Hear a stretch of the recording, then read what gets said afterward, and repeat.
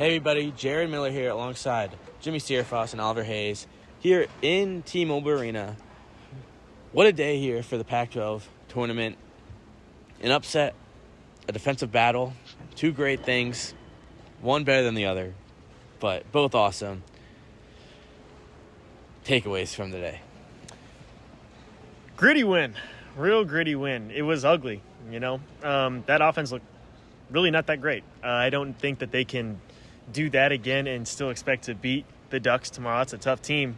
But they really stood strong defensively. And that has kind of played off of what we saw yesterday. I mean, they held them to 23 in that first half, which played a huge role. And there's a guy behind us who actually covers the Washington State team, and he mentioned something about 19 turnovers being some of the most they've had all season, if not the most they've had all season. So credit to the Buffs for putting the pressure on them like that. They're going to need it again tomorrow. Yeah, I mean, continuing off that, it was the lowest amount of points that an opponent has scored against Colorado all year, which is something to say for a team that has been pretty much an offensive powerhouse, being top three in scoring in the conference. On top of that, yeah, it was it tied the most amount of turnovers they had forced all year. So I mean, it was just an overall great defensive performance. Tad Boyle, he talked about KJ Simpson, called him a dog, said he was the best defensive point guard in the Pac-12, holding Miles Rice, Pac-12 Freshman of the Year, to just 10 points, I believe it was. He had 5 turnovers as well. So, Rice struggled. Tristan da Silva had his hands full with Isaac Jones, but only held him to 13 points. So he did a great job there. And just across the board, I mean, there wasn't a lot of shooting, and there wasn't too much offense. Shots weren't falling too much. But, I mean, the Buffs did a great job at running them off the three-point line. Didn't let Yakimovsky get hot like he has had in the past games against the Buffs. And, just continuing. That defense will be huge tomorrow, especially against, the Ducks team that really came alive in the second half that we saw against Arizona that we saw earlier today.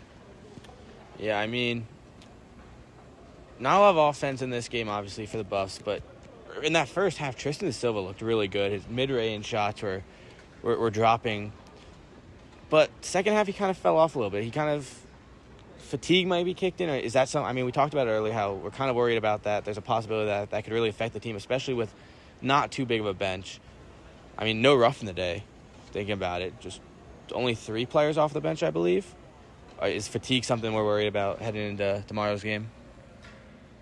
Yeah, I'm sure it's a factor. It could have just, been a switch up in the game plan or the way Washington was guarding them. They just wanted to open things up a little more for someone else. But definitely a factor that could have been a big problem for them.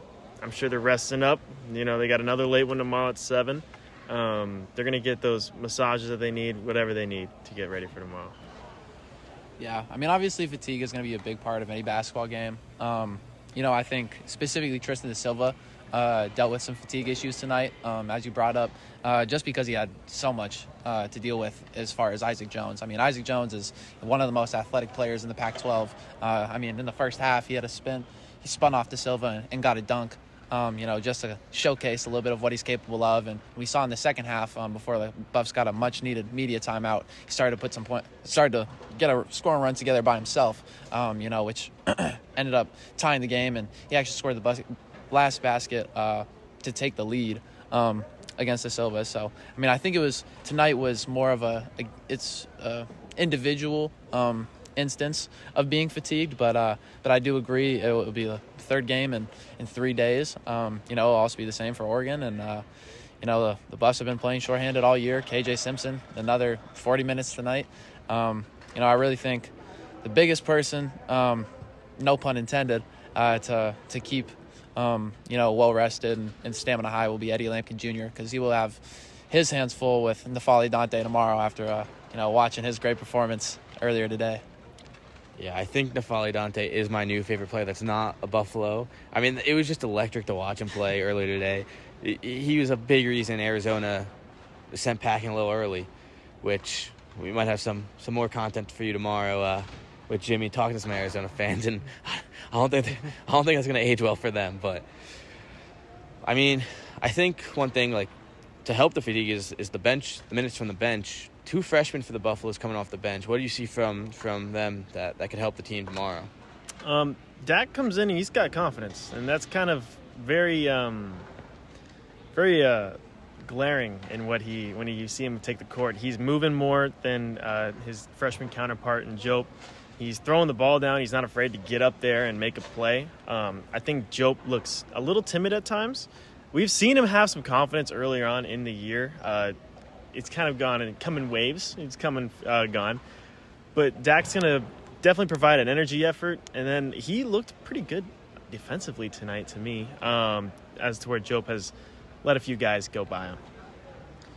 Yeah, I mean, I don't know. It seems really to be just a game-to-game basis as far as, who gets the first call, not off the bench. Earlier in the season we saw Jope a lot more, but as Bangad has stepped into his role, it's been him a lot more recently.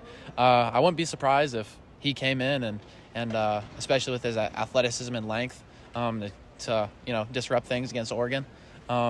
So yeah, I don't know. Hopefully he continues his great play because, as Jimmie said, he's building his confidence. But the other freshman that Jimmie didn't even talk about is Cody Williams, and he didn't play too much. Still coming back from that ankle injury. But I thought he put together some good minutes tonight. He didn't do too much, but he had a few big baskets, one tough layup to kind of halt a little bit of a scoring burst from Washington State late in that second half. And I don't know, I thought he had more good defensive minutes, everyone on the Buffs had good defensive minutes tonight. So I don't know, just another decent game from the freshman, I thought. And looking to continue that tomorrow because it will definitely be much needed with all the fatigue talk that we had earlier. Any last thoughts from tonight's action? Yeah, we just haven't seen Williams really take over a game like we've seen him do it in the past. I'm expecting it tomorrow because at this point, it can't look good on your draft stock. The way you finish out a year, I guess a lot of his draft stock comes in his potential, but you do want to see that production coming off this injury. So I would expect a little more out of him tomorrow, strictly, for the principle of the thing. So but keep in mind, March is the madness of March is just getting started. The Buffs locked into the tournament. No questions asked. There's no doubt in anyone's mind now. They're in. They're going to be dancing. Man, what a day. Feels good. We'll see y'all tomorrow. All right. The Buffs have taken down Utah. They've taken down Washington State. One game to go here on this court at T-Mobile Arena. Number 3, Colorado Buffaloes versus the number 4, Oregon Ducks. Tomorrow night, 7 p.m. Mountain Time. For Jimmie Searfoss and Oliver Hayes, my name's Jared Miller, and you heard it here first.